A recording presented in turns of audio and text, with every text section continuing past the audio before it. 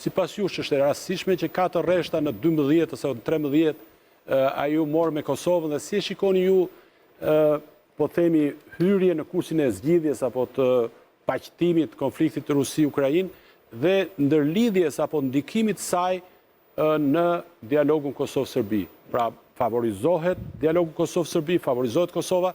Kjo është pyetja ime e parë për ju, para se të kalojmë në atë pjesën e cila na ka mbledhur që është konflikti Izrael-Iran.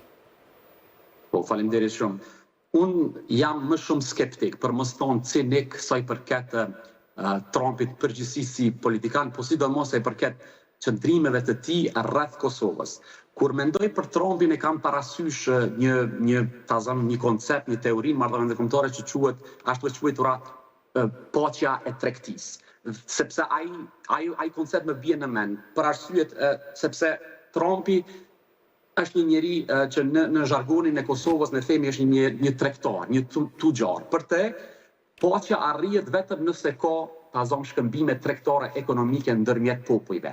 Dhe nëse shohim marrëveshjen e 2020-s, e cila marrëveshje proklamuar se Gjoja ka qenë një marrëveshje e cila e ka parandalu luftën, ajo marrëveshje në thelb është marrëveshje ekonomike. Ndër kritikat kryesore të kësaj marrëveshjes ka të bëjnë fakti që marrëveshja nuk ju referohet çështje politike. Prandaj unë personalisht e shoh me shumë skepticizëm, e shoh me shumë si një lloj marketingu personal politik të Trumpit, se sa ndonjë plan. Unë uroj si shqiptar, që Trumpi të ketë ndonjë plan i cili përfundimisht do ta vendos të ashtë paqe e drejtë në Kosovë, e cila përfundimisht do t'i çrënjos farat e një konflikti që mund të jetë eventual, mund të eruptoj.